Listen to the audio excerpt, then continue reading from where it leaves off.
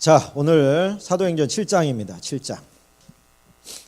지난 시간에 7집사 임명하는 데까지 6장까지 했습니다. 오늘 7장 스데반의 설교가 이제 들어가는데요. 베드로 설교가 22절이 기록되어 있는 데 반해서 스데반의 설교가 52절에 들어가 있습니다. 집사님의 설교가 훨씬 길었던 모양이죠. 그 구절 가운데 이스라엘의 역사에 대해서 쫙 한번 훑는 장면이 이제 나오게 됩니다. 7장. 이 포인트는 뭐냐? 하나님께서 선지자들을 보내셔서 자기를 구원해 줄 사람들을 보냈었으나 그들은 깨닫지 못했다. 이게 이제 이 핵심의 포인트입니다. 마찬가지로 하나님께서 너에게 오셨지만 역시 깨닫지 못하는 건 마찬가지였다는 거예요. 그 이제 뭐 모세로부터 시작해서 선지자들까지 쭉 나옵니다. 25절 보면 그는 그의 형제들이 하나님께서 자기의 손을 통하여 구원해 주시는 것을 깨달으라고 생각하였으나 그들이 깨닫지 못하였더라. 이게 이제 모세 이야기거든요. 모세는 내가 이 사람을 이제 그 어떤 히브리인들과 접촉을 시도했었는데 이 접촉을 통해서 이 사람들이 모세가 우리를 구원해 줄 건가 보다 이렇게 생각해 주기를 바랬다는 거예요. 그리고 자기가 그것의 도구인 줄 알았다는 거예요. 그러나 그렇게 생각하지 않더라. 예수 그리스도도 마찬가지더라. 그런 얘기를 합니다. 38절에 보면 시내산에서 말하던 그 천사와 우리 조상들이 함께 광야 교회, 거기다 동그라미를 좀 쳐놓으세요. 교회라고 하는데 광야 교회, 그들이 그 출애굽해서 광야 40년 세월을 한 것을 뭐라고 하냐면 그들이 교회 생활을 했다 이렇게 얘기하고 있는 거예요. 그걸 광야 교회라고 합니다. 광야 교회. 그 왜 그러냐면 우리가 지금 이렇게 살아가는 지금 교회와 문의가 비슷한 거예요. 함께 공동체 생활을 하고 함께 말씀을 나누고 문제를 함께 해결을 해 나가고 거기도 셀 모임이 있었겠죠. 그렇게 모임을 갖고 그렇게 했던 것들이 광야교회예요. 그러나 광야교회에서 입성한 사람도 있지만 대부분 다 실족해서 넘어졌습니다. 그래서 천국은 좁은 문이라고 하죠. 광대한 문, 믿기만 하면 아무나 들어간다. 그것이 조금 요즘에 재평가되고 있습니다. 자, 스데반이 순교하는 장면이 이제 나오지요. 자, 54절부터 60절까지 이제 박스인데요. 그들이 이 말을 듣고 마음이 찔려 그들을 향하여 이를 갈거늘 스데반이 성령 충만하여 하늘을 우러러 주목하여 하나님의 영광과 민 예수께서 하나님 우편에 서신 것을 보고 말하되 보라 하늘이 열리고 인자가 하나님 우편에 서신 것을 보노라 한대 그들이 큰 소리를 지르며 귀를 막고 일제히 그에게 달려들어 성 밖으로 내치고 돌로 칠세 증인들이 옷을 벗어 사울이라 하는 청년의 발 앞에 두니라. 그들이 돌로 스데반을 치니 스데반이 부르짖어 이르되 주 예수여 내 영혼을 받으시옵소서 하고 무릎을 꿇고 크게 불러 이르되 주여 이 죄를 그들에게 돌리지 마옵소서 이 말을 하고 자니라. 스데반은 예수님을 닮았습니다. 그죠? 기도가 그렇잖아요. 그죠? 이 죄를 저들에게 돌리지 마십시오. 왜? 저들에게 돌리면 저들이 망하니까요. 자기를 죽이는 사람을 향해서도 그가 망하기를 원하지 않는 것이 그게 성숙한 크리스천의 모습을 우리에게 보여주고 있는 거죠. 예수님 닮은 모습인 거예요. 그런데 스데반이 지금 죽잖아요. 돌에 맞아가면서 돌에 맞는 광경을 예수님께서 어떻게 보고 계신다? 에? 어떻게 보고 계신다? 김 집사님 어떻게 보고 계셔? 서서 보신다. 서서. 예수님은요 항상 하나님의 보좌 우편에 어떻게 하고 계셔? 앉아 계셨어요. 앉아 계셨어. 근데 예수님께서 유일하게 서 계셨다라고 표현된 곳이 있는데 그게 뭐냐면 스데반이 지금 순교 현장이에요. 그래서 성경학자들이 해석하기를 예수님께서는 이 땅에서 벌어지는 많은 성도들의 삶 다른 사람들도 보겠지요. 그러나 특별히 성도들의 삶을 주목하고 계시다가 그들이 예수님의 예수님에게 생명을 바칠 때는 예수님이 벌떡 자리에서 일어나셔서 그들을 맞이하시는구나. 할렐루야. 예? 그래서 이 스데반의 순교가 제가 알기로 요한의 형제 야고보, 그러니까 예수님의 형제 야고보가 있고 요한의 형제 야고보가 있는데, 야고보가 제일 먼저 1호 순교자입니다. 순교자고 두 번째가 제가 스데반이 아닌가 이렇게 지금 생각을 하고 있는데, 순교할 때 하나님께서 그 순교자는, 따라서 합시다, 진짜 백이다. 진짜 백인 거예요. 순교자는. 그죠? 돌 맞아 죽으면서 주여 이 죄를 저들에게 돌리지 마십시오. 예수님께서 진짜가 주님의 나라에 올 때는 예수님이 흥분되시는 거예요. 그런 사람 되시기를 축원합니다. 이제 증인이 필요한 거예요. 저자는 죽어 마땅한 자다라고 돌로 쳐 죽일 때에 증인이 필요합니다. 근데 그 증인이 자기 옷을 벗어서 사울에게 맡겼다는 거예요. 내가 죽이는 거야.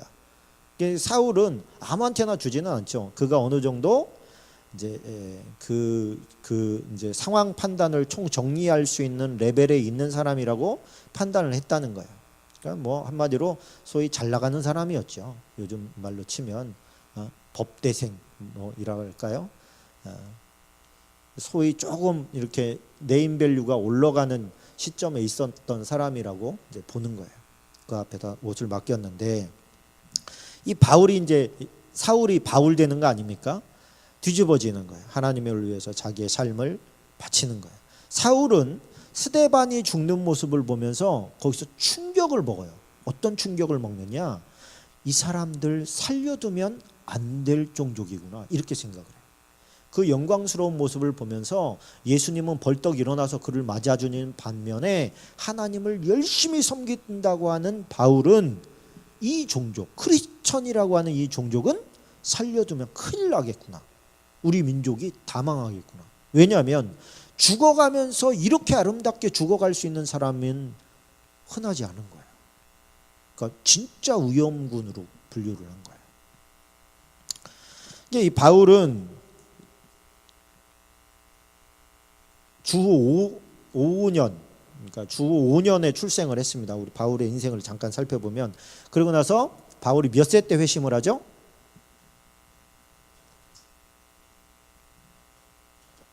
너무 어려운 일입니다. 그죠? 30살 때 회심을 합니다. 30살 때 회심을 하는데요, 33살까지 아라비아에 가 있게 됩니다. 왜냐하면 아무도 받아주지 않았어요. 이게 박쥐 같은 인간이 돼버린 거예요, 한마디로. 예루살렘에서는 다메섹에 있는 사람들 잡아 죽인다고 올라갔는데, 올라가는 과정 가운데 예수님을 만났잖아요. 예수님을 만났다는 것을 예루살렘에 있는 제자들은 아무도 몰라. 본인과 아나니아만 아는 거예요. 그리고서 거기서 뒤집어 가지고 다메섹에서 복음을 증거하다가 죽을 뻔하니까 이제 내려와서 예루살렘으로 오려고 했는데 아무도 안 만나는 거예요. 믿지를 못해. 워낙 양명이 높아가지고. 그래서 하나님께서 그를 아라비아로 옮기십니다. 거기서 뭘 했는지 정확하게 기록이 없어요. 그리고 나서 돌아왔는데도 아무도 안 받아줘. 그러니까 어디도 낄 수가 없어요. 이제 이쪽에서는 자기가 원래 몸담고 있었던 곳에서는 이제 저놈 예수쟁이 됐어, 이제 믿을 수 없는 놈이야, 이렇게 된 거고, 이쪽에서는 이 사람이 회심했다고는 하는데 함정일지도 몰라. 그래가지고 아무 쪽에서 받아주지를 않아요. 그러니까 어떻게 했느냐, 할 수 없이 가말리엘 문화에서는 잘리고 어쩔 수 없이 고향으로 돌아가요. 고향 다소로 돌아갑니다. 그래서 38세까지, 그러니까 30세 때 예수님 만나고 38세까지 고향에서, 한마디로 요즘 우리 지금으로 치면 한량으로 지낸 거야. 자기의 배움이 의미가 없어져 버렸어. 종교 색깔이 달라지는 바람에. 그렇다고 해서 자기가 만난 예수님을 부인할 수도 없는 거예요. 그래가지고 다소로 가서 7년 세월을 또 보내게 됩니다. 그러던 와중에 그곳에서 바나바가 안디옥에서 사역이 너무 커져 버리니까 혼자 감당할 수는 없어요. 그러면 생각을 해보세요. 예루살렘 교회가 파송한 바나바가 사역의 한계가 왔어요. 너무 커져가지고. 그럼 어디로 가야 돼?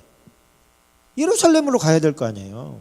예루살렘으로 가서 일꾼이 부족하니 나한테 일꾼을 보내주시오. 이렇게 하든가, 아니면 내가 이렇게 개척을 크게 지금 해서 사람들이 많이 모여서 내가 혼자 감당할 수가 없으니 사도 중에 한 분이 오셔서 여기를 좀 감당해 주시오. 이렇게 했어야 되는데 사도들은 아무도 꿈쩍도 안 해. 예루살렘을 벗어나려고를 안 하는 거예요. 예수님께서는 예루살렘을 떠나지 말고 라고 말씀을 하셨어요, 안 하셨어요? 하셨어요. 언제까지 떠나지 말라고? 성령 임할 때까지. 그 말은 바꿔 말하면 무슨 말이에요? 성령이 임하면 떠나라는 거 아닙니까? 사마리아와 땅끝까지 이르러 내 증인이 되라. 그러면 성령 받고 나서는 떠나야 되는데 이 사람들이 떠나기가 싫은 거야. 왜 떠나기 싫었을까요? 예루살렘에 폭발적인 부흥이 일어났어요. 폭발적인 부흥이 일어나서 요즘 말로 신자가 수만 명이야. 예루살렘 교회의 신자가. 그러니까 떠나기가 싫은 거예요. 안 떠나요. 그러니까 바나바가 어디로 가? 누가 번뜩 생각나? 사울이 생각나는 거예요. 사울 뭐하지? 다소로 간다 그랬는데. 왜냐하면 그때 잠깐 중재했던 사람이 바나바였어요. 사도들한테 가서 바울 내가 만나보니 이 사람 변화된 게 확실하다. 그러니 만나줘라. 만나기를 희망한다. 이스라엘의 그리스도 교회, 이제 그때는 뭐 유대교와 그리스도교가 분별이 없을 때였어요. 이제 이 새 부대에 일꾼으로 쓰임 받기를 원한다. 그래가지고 잠깐 만났어요. 그런데 그 다음으로 끝이야. 그러니까 면접에서 떨어진 거야. 그런데 이걸 주선했던 바나바는 아는 거예요. 나 고향으로 갈랍니다, 바나바 선생님. 그리고 고향으로 가버렸는데 가만히 보니까 고향하고 그렇게 꽤 멀기는 하지만 못 갈 거리는 아닌 거예요. 그래가지고 그 길을 찾아가요. 찾아가서 바울을 콜합니다. 너 여기 있지 말고 나랑 같이 사역하자. 안디옥으로 가자. 그래가지고 안디옥으로 초청을 합니다. 그래가지고 그쪽에서 같이 이제 사역을 하면서 그 사역을 배우고 또 깨닫고 그런 거예요. 지식이 막 많으니까 잘 가르치고 교회가 든든하게 서갈 수 있었던 것이죠. 그러던 와중에 41살 때 이 사람이 삼층천에 다녀옵니다. 그전에도 가르침이 좋았는데 삼층천에 갔다 오고 나서는 사람이 완전히 바뀌어버려요. 인생을 보는 관점이 달라져 버려요. 우리가 그럴 것 같지 않습니까? 여러분, 이 땅에서 신앙생활 잘하는 거하고 잘하다가 천국 한번 갔다 온 거하고 뭐가 더 잘하겠어요? 비교가 안 되겠죠. 천국 한번 갔다 오면 다 뒤집어져. 사람들이 그냥 우리처럼 안 해요. 그냥 다 어디론가 가. 사라져버려. 막 죽고 싶다고 막 다 떠나요. 그렇게 돼버려. 그러니까 바울이 주체를 못하는 거예요. 그러니까 이제 막 선교지를 찾아서 돌아다니는 거예요. 그래서 55세 때 고린도서를 기록을 하고요. 그렇게 64년 정도, 64년 정도의 64년에서 72년 그때를 이제 마무리로 봅니다. 그리고 인생 정말 파란만장하게 살다가 갔죠. 그래서 로마에서 베드로와 바울이 함께 거의 비슷한 시기에 순교하게 됩니다. 자, 이게 이제 바울의 한 일대기예요. 예수님 만나고 나서 세상적인 관점으로 보면 인생 끝난 사람이에요. 이 사람 예수에 미쳐가지고. 그렇죠? 그러나 예수에 미쳐서 산 삶이 가장 복된 삶이었다. 본인은 그렇게 이야기하는 것이죠. 자, 시몬이라고 하는 다시 지금 죽음부터 시작하는 게 아니에요. 바울을 만나는 시점부터 시작하는 겁니다. 9절에 보니까 그 성에 시몬이라는 사람이 전부터 있어 마술을 행하여 사마리아 백성을 놀라게 하며 같이 시작. 자칭 큰 자라 하니. 이게 사울이라는 뜻이 큰 자라는 뜻입니다.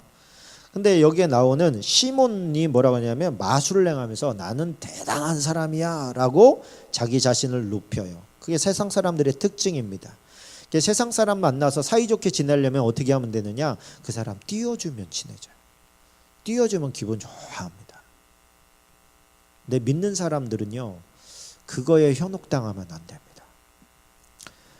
사람을 높여주면 기분 좋은 거 사실이거든요.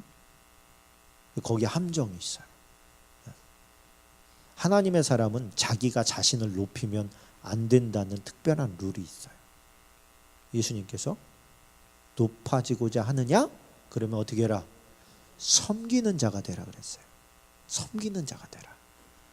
그러니까 너희는 높아지려고 하는 이유가 섬김을 받으려고 하지 않아요. 우리는 목적이 그거잖아요. 사람들이 와 대단 그러면서 어디를 가도 인기 충만하고 이런 사람이 되기를 원하는데, 너는 거꾸로 섬기는 사람이 되라. 그게 하나님의 메시지예요. 근데 세상은 자기가 다른 사람이 나를 높여주지 않으면 막 자기가 자신을 높여요. 나 대단한 사람이라고 막 이렇게 해줍니다. 그게 뭐예요? 세상 사람들의 가치예요. 가치. 하나님의 사람은 따라서 합시다. 주님이 높여주실 때까지 계속 섬긴다. 주님의 타이밍은 우리가 생각할 때랑 좀 달라요. 그래서 주님이 높여주실 때까지는 계속 죽어 있어야 되는 거예요. 아멘? 언제까지요? 뭐 그런 말 하지 말고 그냥 예, 죽을 때까지요? 그럼 예, 그게 종입니다. 자, 14절에 봅시다. 같이 읽습니다. 시작. 예루살렘에 있는 사도들이 사마리아도 하나님의 말씀을 받았다 함을 듣고 베드로와 요한을 보내매 그들이 내려가서 그들을 위하여 성령 받기를 기도하니 이는 아직 한 사람에게도 성령 내리신 일이 없고 오직 주 예수의 이름으로 세례만 받을 뿐이더라. 이에 두 사도가 그들에게 안수함에 뭐를 받아요? 성령을 받는지라. 자, 그러면 지금까지는 어디에만 있었냐면 예루살렘에만 있었는데 사도들은 꼼짝도 안 하는데 은혜 받은 사람이 사마리아로 간 거예요. 사마리아로 가가지고 예수님의 말씀을 은혜 받은 사람이 순종해. 사마리아와 땅끝까지 이르러 내 증인이 되라 그랬어요. 그러니까 사마리아? 그럼 사마리아도 주님의 계획 안에 있다는 얘기 아닙니까? 그리고 사마리아로 갔어. 그럼 복음을 전했더니 그 사람들이 막 세례를 받는 거예요. 그래가지고 예루살렘에다가 긴급 편지를 보냈어. 사마리아의 사람들이 예수님을 믿겠답니다. 그랬더니 무슨 그런 기적 같은 일이 벌어져? 그래서 당신들이 좀 가서 좀 상황 좀 보고 오시오. 그리고서 베드로와 요한을 보냈더니 가서 보니까 진짜로 막 세례 받겠다고 난리도 아닌 거예요. 가가지고 그들에게 안수했더니 그들에게 성령이 임한 거예요. 성령이면 막 방언하고 회개하고 막 난리가 많이 해요. 그 모습을 보고 사람들이 달라지니까 그 중에 있던 한 사람이 뭐라고 하냐면 시몬이 18절에 시몬이 사도들의 안수로 성령 받는 것을 보고 돈을 들여 이르되 이 권능을 내게도 주어 누구든지 내가 안수하는 사람은 성령을 받게 하여 주소서. 이게 좋은 의도가 아니라 지금 돈을 더 벌기 위해서 내가 기도하면 너 성령 받아. 왜 그러냐면 성령 받고 나서는 사람들이 어떻게 했냐면 자기 집을 팔아. 막 자기 재산을 팔아. 그래가지고 막 교회로 가지고 오는 거예요. 뭐 하라고? 가난한 사람들 먹이라고. 뭐 왜? 예수님이 이제 다시 오시면 이런 거 필요 없다고 이제 아는 거예요. 그리고 천국에서 부활자의 삶을 살아야 되겠다 막 이렇게 생각하니까 다 막 재산을 가지고 오는 교회로. 시몬은 거기에 욕심이 딱 들어간 거예요. 뭐라? 내가 세례를 줘가지고 내가 안수해서 저들이 성령을 받으면 그 모든 재산 누구께 돼? 될 것 같은데. 그러니까 자기도 이미 막 마술을 해서 돈 많이 벌었거든요. 이걸 가지고 싸가지고 간 거예요. 베드로와 요한한테 가가지고 탁 내밀면서 그 능력 나에게도 주시오. 그러니까 성령이 충만하니까 이 베드로가 딱 보니까 이 사람의 마음속에는 뭐가 있습니까? 그 밑에 20절 같이 읽어봅시다. 베드로가 이르되 네가 하나님의 선물을 돈 주고 살 줄로 생각하여서 내 은과 네가 함께 망할지어다. 하나님 앞에서 내 마음이 바르지 못하니 이 도에는 내가 관계도 없고 분깃될 것도 없느니라. 그리고 오히려 저주를 퍼부어 버려요. 자, 이게 이제 하나님께서는 뭐예요? 중심을 보시는 거죠. 황금 만능주의예요. 내가 이 정도 돈을 갖다 바치면 당신이 나한테 안 죽으면 못 베길 걸, 이런 마음이 있었던 거죠. 여기에 보니까 베드로는 하나님 앞에서 네 마음이 바르지 못하니 이렇게 말한단 말이에요. 그러니까 베드로는 뭐를 본 거예요? 지금 베드로는 사람의 중심을 볼 줄 아는 눈이 있었던 것 같아요. 그 우리 호산납기도 손정혜 원장님이 저랑 얘기하면서 그분이 그런 얘기하시더라고요. 하나님께서 제게 은사를 주셨는데 사람의 마음이 보인대. 첫 번째. 두 번째로는 하나님과 대화할 수 있게 됐대. 세 번째는 축사할 수 있는, 귀신을 내어쫓는 은사를 주셨다는 거예요. 아, 부럽더라고요. 부러워요. 그래서 제가 막 대놓고 그랬어요. 아니, 목회하는 목사한테는 왜 안 주시고 원장님한테만 주냐 말이야. 근데 은사는 돈 주고 못 사는 겁니다. 할렐루야. 하나님이 선물로 주시는 거래요. 그분한테는 그 은사가 필요한 거예요. 그럼 우리가 그래도 욕심은 내야죠, 그죠? 거룩한 욕심을 내야 될 거 아닙니까? 자랑하기 위해서 있는 게 아니라 하나님의 사역을 하기 위해서. 하나님의 영적인 일은 이게 영적인 일로 감당을 하는 거예요. 베드로는 마음을 딱 보니까 이 사람의 마음이 완전히 도둑의 마음인 거야. 그러니까 너는 이 돈과 네가 함께 망해라. 그러면서 그를 내칩니다. 그런 거 잊지 않게 해주십시오. 그러면서 이 사람이 왜 어떻게 왔냐면 이 사람이 그리스도인 흉내를 낸 거예요. 그 모습을 보고 전혀 생뚱맞은 사람한테 주지는 않을 것 같으니까 그냥 교회에 구경꾼으로 온 거죠. 왔는데 야, 돈벌이 좀 되겠다 이렇게 생각한 거예요. 교회가. 그러니까 거기에 돈벌이를 하려면 투자를 해야 된다는 걸 알아, 이 사람이. 그러니까 막대한 투자를 해야지. 그러고서 큰 돈을 가지고 딱 왔는데 세상에 베드로와 요한이 돈과 네가 함께 망해라 이래 보니까 막 화들짝 놀란 거죠. 그 능력은 분명히 저 사람으로부터 나온 게 아니라 하나님께서 주시는 능력인 걸 아는데 자기는 저주받으면 그냥 또 저주는 이루어질 것 같은 거라. 그래서 그런 저주가 나한테 오지 않게 해달라고 또 빌어요. 교회는요, 교회는 우리가 돈이 있어야 교회도 굴러가는 것은 맞지만 돈으로 일하는 곳은 아니에요. 교회가. 할렐루야. 이 교회는 우리가 돈 있는 사람들은요, 교회 봉사 좀 하려고 하면 아유 목사님 헌금할게요. 아이 누가 헌금하라 그랬냐고. 봉사를 하라고. 봉사를. 봉사하고 헌신을 해서 봉사와 헌신은 돈 주고 할 수 없는 거잖아요. 자기가 해야지. 그런데 돈 있는 사람은 아유 돈 낼게요. 헌금할게요. 그러고 땡칠라 그래요. 그게 뭐예요? 하나님의 일을 하는 데 있어서 쉬운 편을 택하는 거예요. 쉬운 편을. 그거는 하나님께서 물론 그것도 쉬운 일이 아니죠. 세상 사람들이 생명처럼 생각하는 게 돈이니까. 그러나 우리의 시간을 하나님께서 원하시는 건 그걸 더 원하실 것 같아. 그죠? 어떤 사람 막 돈 버느라고 쫓아다니냐고 바빠가지고 돈 버는 데는 도사야. 그런데 그 바쁜 시간을 와서 두세 시간 봉사하라. 그러면 이 사람은 머리가 어떻게 돌아가냐면 두세 시간? 두세 시간이면 돈이 얼만데? 이렇게 딱 돌아가 버려요. 사실은 그 시간을, 그 돈은 벌 시간을 하나님께 드리라고 하는 건데. 그래서 교회는 이 시몬처럼 생각하면 안 된다는 거예요. 시몬처럼 생각하면 안 된다. 여기서 보니까 이런 말씀을 해요.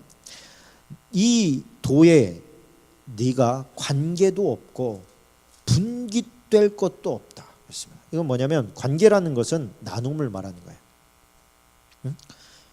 관계 우리 이렇게 나눔 있죠? 너는 교회 공동체 가운데 나눔을 가질 수 없는 종족이구나. 이걸 내친 거예요. 두 번째는 뭐냐면 분깃이에요. 클레로스.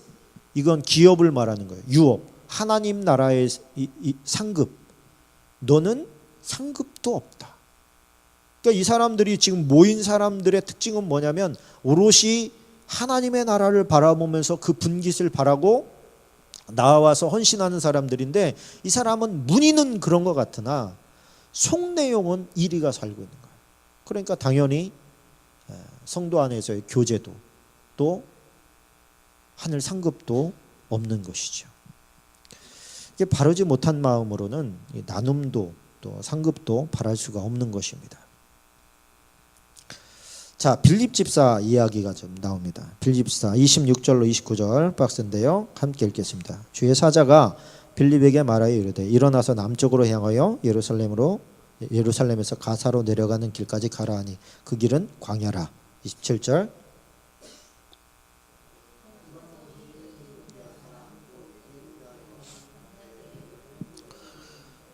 내시가 예배하러 예루살렘에 왔다가 돌아가는데 수레를 타고 선지자 이사야의 글을 읽더라. 성령이 빌립더러 이르시되 이 수레로 가까이 나아가라 하시거늘. 자, 빌립은 누구냐면 그 예루살렘 교회 7 집사 중에 한 명인 거예요. 지금 7 집사 중에 한 명, 스데반 집사는 지금 죽었고, 그죠? 빌립 집사는 지금 사방팔방으로 전도하러 돌아다니고 있는 거예요. 그러던 가운데 빌립 집사에게 주의 사자가 이야기를 합니다. 뭐라고 하냐면 일어나서 예루살렘에서 가사로 내려가는 길까지 가라. 그 길은 광야다. 이렇게 말씀하시는 거예요.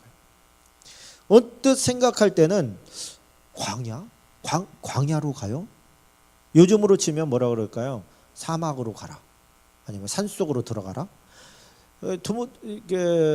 정상적인 생각 가지고는 말할 수 없는 지금 상황 가운데로 들어가라는 얘기거든요. 아무도 안 다니는 길이니까. 근데 거기로 가래.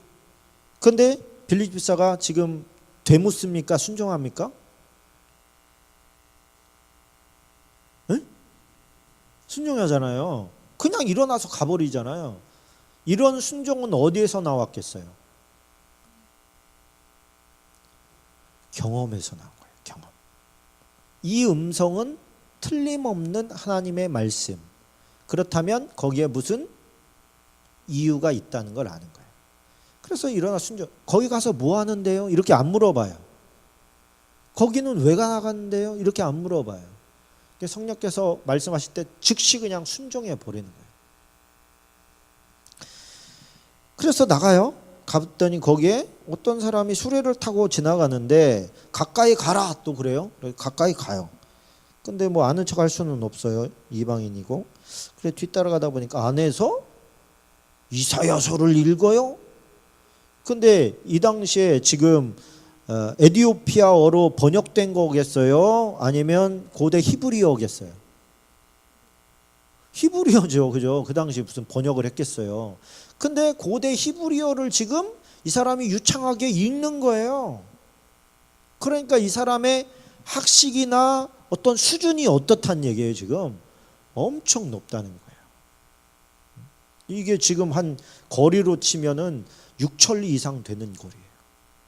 그 거리를 지금 하나님 앞에 예배하러 온 사람이에요. 그러면 이 사람은 누굴까요? 뭐 하는 사람일까요? 이 사람은 왜 왔을까요? 통 모르겠죠.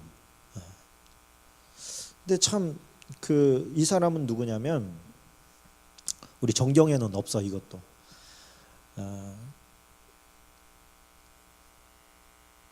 그 솔로몬 왕에게 누가 왔어요? 시바 여왕이 왔어요. 발음을 잘해야 돼. 시바 여왕이 왔어요. 시바 여왕이 왔는데 시바 여왕이 어느 나라 사람이에요? 이디오피아 사람이에요. 이디오피아 사람인데 이 시바 여왕이 와가지고 솔로몬의 지혜를 들으면서 또 뭐를 하나 가지고 갔어. 그게 뭘까요? 시. 우리가 가지고 있는 성경에는 또 그 여왕이 원하는 것을 주었더라 이렇게 되어 있어요. 우리가 가진 성경에는. 그런데 외경에는 씨를 주었다고 되어 있어요. 그래가지고 나가서 솔로몬의 씨를 가지고 여왕이니까 이제 돌아가서 자식을 낳고 그 자식을 구별해서 키워요. 그래서 여호와를 섬기는 한 그 집안을 만드는 거예요. 그러니까 그리고서 어떻게 해요? 하나님의 말씀도 옮겨와. 그러다 보니까 이 사람들이 고대 히브리어를 알고 또 하나님을 예배하려고 그 거리가 뭐 장난 아니거든요, 이게. 근데 그 거리를 마차 타고 올 정도 되면 이 사람들이 하나님에 대한 열정이 얼마나 강력했는지를 알게 되는 거예요. 그래서 나중에 들어가 보니까 이미 선교사들이 들어갈 때는 이미 그 사상에 다 있었어요.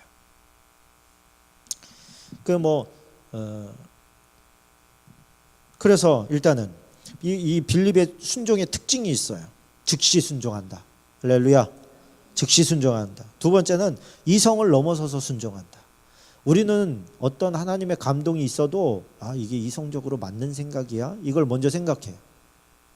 이게 합당한 거야? 합리적인 거야? 이렇게 생각해요. 그런데 그런 거 따지지 않고 그냥 순종해 버렸어요. 선입관을 버리고 행동하는 신앙을 했다는 겁니다. 자, 9장으로 넘어갑니다. 자, 9장 4절에 보니까요. 사울이 막 이제 사람들을 핍박할 때 일어난 일입니다. 그 다메섹에 올라가는 길에서 이제 예수님을 만났을 때 예수님이 이렇게 말씀을 하십니다. 4절입니다. 같이 읽겠습니다. 땅에 엎드러져 들음에 소리가 있어 이르시되 사울아 사울아 내가 어찌하여 나를 박해하느냐 하시거늘. 자, 사울은 예수님을 박해한 적이 있어요, 없어요? 없죠. 근데 예수님 지금 누구를 박해한대? 나를 박해한대. 나를. 예수님을 박해한다는 거예요. 사울은 누구를 박해하는데? 예수 믿는 성도를 박해하는데, 예수님께서는 성도를 박해하는 것을 나를 박해하는 거로 받으시더라는 거예요. 그러니까 성도와 예수님은 니꼴 관계라고 볼 수 있죠. 신부와 신랑의 관계는 한 몸이잖아요, 그죠? 한 몸이라서 성도를 박해하는 것이 곧 예수님을 박해하는 거예요. 우리가 이렇게 누구를 미워할 때 함부로 미워할 수 없는 그리스도 안에서의 이유는 뭐냐면 그는 예수님이 핏값으로 사신 사람이라는 거예요. 우리가 볼 때는 저 사람은 남인데 이렇게 생각할 수 있지만 예수님의 신부인 거예요. 그래서 그 부분을 우리가 간과하면 안 된다. 그런데 이제 다메섹에서는 그 상황에 무슨 일이 벌어지고 있었느냐? 다메섹에서는 예루살렘에서 자기들을 체포할, 크리스천들을 체포할 사람이 지금 오고 있다라고 하는 소문이 나가지고 같이 이 사태를 어떻게 극복해야 됩니까 하고 기도하고 있었어요. 기도하고 있는데 그때에 이제 그 대표자가 아나니아라고 하는 사람 아닙니까? 아나니아에게 뜻하지 않는 소식이 들리는 거예요. 무슨 얘기가 나오느냐? 11절 주께서 이르시되 일어나 직가라 하는 거리로 가서 유다의 집에서 5 사람 사울이라 하는 사람을 찾으라. 그가 기도하는 중이니라.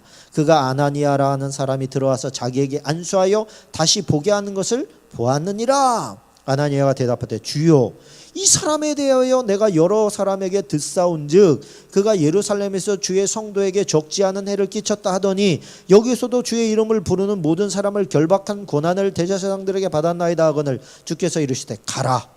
이 사람은 내 이름을 이방인과 임금들과 이스라엘 자손들에게 전하기 위하여 택한 나의 그릇이라. 그러니까 하나님의 방법은 쌍방향이에요. 예를 들어서 이런 거예요. 지금 아나니아에게는 이 말씀이 없고 사울에게는 만약에 너 아나니아를 찾아가라 이렇게 했다면 그거는 검증이 필요한 말씀입니다. 이해가 되시죠? 근데 하나님의 방식은 뭐냐면 이제 일방 계시가 있어요. 일반 계시는 뭐냐면 누굽니까? 사무엘한테 하나님께서 사울에게 안수해서 사울 왕되게 해라 말씀을 하시죠. 그죠? 근데 사울은 하나님의 예언을 받아요, 못 받아요? 못 받았어요. 그러니까 사무엘에게만 받았어. 그러니까 사무엘이 사울에게 안수하기 전에 그에게 뭐를 해주냐면 어떤 검증을 해줘요. 내가 내 말이 참이라는 것을 네가 어떻게 하냐면 네가 니네 집으로 가다가 어떤 사람들을 만날 거다. 그 사람들의 모양은 어떻고 뭐 어쩌고 저쩌고 하고 있다. 그리고 또 하나를 더 해줘요. 또 다른 것도 있는데 네가 그 문제를 보면 내 말이 하나님으로부터 온 진짜구나 라는 것을 알게 될 거다. 이렇게 검증을 해줍니다.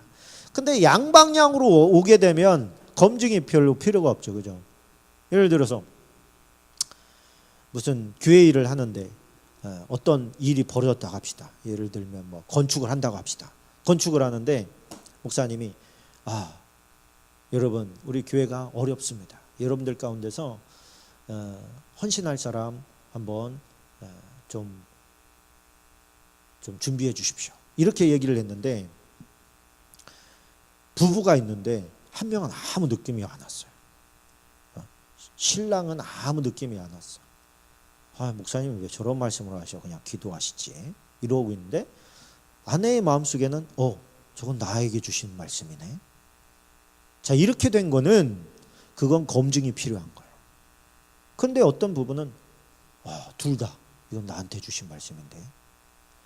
그러고서 서로 쓱 보니까 서로 얼굴이 오케이가 눈이 바짝바짝해. 그거는 뭐냐면 성령께서 함께 역사하신 거예요. 자, 이런 경우가 똑같은 경우예요. 사울에게서 역사가 일어나고 아나니아에게서 역사가 일어났어. 이 두 사람의 관계는 매우 껄쩍지근한 관계예요. 서로 만나서는 안 되는 관계 같잖아요. 근데 이쪽에도 역사를 하고 이쪽에도 역사를 하는 거예요.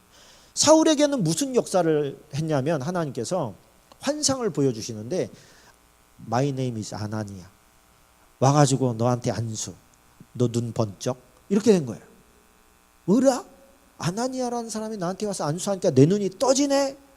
멀었던 내 눈이 회복되네. 그리고서 이쪽에서는 하나님께서 아나니아야 너 가가지고 사울한테 가서 안수해라. 걔 지금 눈 멀었는데 네 안수로 말미암아 걔 눈을 뜨게 하는 것이 내 계획이다. 그래서 걔가 눈을 뜨면 네가 복음이 무엇인지 예수님이 누구신지 가르쳐라. 그래서 그가 나를 위해서 이제 앞으로 살아가게 네가 중간 다리 역할을 좀 해줘라. 예수님 이분은 아나니아는 지금 아직 빌립의 믿음이 안 된 거예요. 그래서 묻잖아요. 주님 그 껄쩍지근한 사람인데요. 그 사람? 아니야. 내가 택한 그릇이야. 가. 한번 묻고 가잖아요. 가가지고 안수해서 눈을 뜨게 만들고. 그런데 그러면 사울이 그동안 못된 짓 한 거잖아요. 그리고 크리스천들한테. 그럼 그 못된 짓에 당한 사람들은 뭐야? 당한 사람들은 무슨 죄야? 따라서 합시다. 당한 사람들은 상급이다. 아멘입니까? 네, 아멘이 아멘. 그리고 그 상황이 사울에게는 뭘로 작용하느냐면 겸손의 요건으로 작용합니다. 평생 교만할 수 없는, 그죠? 안질이 있었다고 하죠. 누구는 간질이라고도 하고 안질이라고 하는데 제가 볼 때 안질이에요. 왜 그러냐면 하나님께서 이거를 고생하게 해놓으신 거예요. 눈을. 그래서 아플 때 하나님 눈 좀 제발 좀 이 눈 때문에 쓰고 읽고 해야 되는데 도대체 할 수가 없지 않습니까? 하나님 좀 고쳐주십시오. 이러는데 네 은혜가 내게 족하니라 얘기하셔. 왜? 이거 있을 때마다 무슨 생각하겠어요? 예수님 만난 생각할 거 아니에요. 내가 그때 사람 죽이러 가다가 잡아 괴롭히러 핍박하러 가다가 내가 이 지경이 됐지. 그래 살려 주신 것만 해도 감사하다. 계속 자기가 교만을 떨 수가 없어요. 한때는 이거를 모르고 교만을 떨었던 때도 있어요. 마가 뭐 데리고 가냐 마냐 해가지고 자기를 이끌어준 바나바와 조금 약간 척을 지게 되잖아요. 그때는 이런 은혜를 잘 모를 때예요. 이게 뭐랄까, 막 열정만 가득해가지고. 근데 실수도 하나님께서 겸손의 도구로 사용하시더라. 이게 우리에게 주는 굉장히 중요한 메시지입니다. 그래서 우리가 부끄러운 기억 혹은 부끄러운 삶의 행적들이 있지 않습니까? 이것을요, 세상은 감추라고 하지만 우리는 그렇게 감출 필요 없어요. 감춘다는 것은 내가 아직도 많이 살아있다는 뜻이에요. 감추지 말고 어떻게 해라? 간증해라. 그러니까 자랑을 간증하지 말고 부끄러운 것을 간증해야 은혜가 됩니다. 베드로에게는 그게 뭐겠어요? 예수님 자기를 늘 그 겸손을 유지하게 하는 그 도구가 뭐였겠어요? 닭이죠, 닭. 닭. 그래서요, 유럽의 지붕에 가보면 닭들이 많이 있습니다. 닭 상표가 뭐지? 무슨 상표 있잖아요. 할인 말고 그 왜 르꼬크 맞나? 뭐 하여튼 뭐 비슷한 거 있잖아요.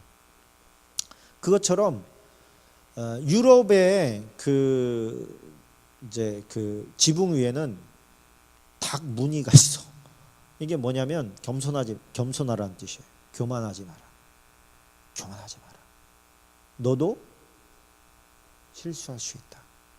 너도 주님 배신할 수 있다. 그러니까 뭐 베드로는 새벽에 일어나서 닭이 울 때마다 눈물을 흘렸다고 하더라고요. 자신의 그 어떤 배신을 귀감 삼아서 끝까지 겸손하게 나아갈 수 있었던 것이죠. 누구나 뭐 사람이 아는 사람도 있고 모르는 사람도 있지만 자기의 부끄러운 것이 자기를 겸손하게 만드는 요인은 좀 있어야 될 것 같습니다. 자기 품고 나 같은 죄인 살리신 주 은혜 놀라와. 잃었던 생명 찾았고 광명을 얻었네. 자, 오늘 여기까지 하겠습니다.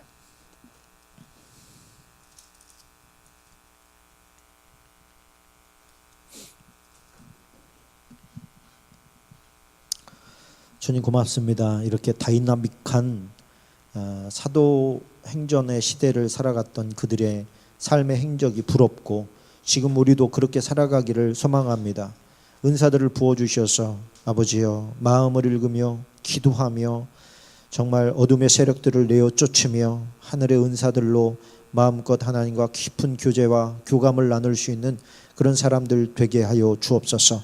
교회와 또 기도를 나의 유익을 위한 이용 수단으로만 삼을 것이 아니라 아버지 하나님 정말 순수하게 그리고 깊이 있게 하나님을 향한 그 사랑의 마음으로 주님을 대할 수 있도록 또 교회를 대할 수 있도록 역사해 주시옵소서. 예수님의 이름으로 기도하옵나이다. 아멘.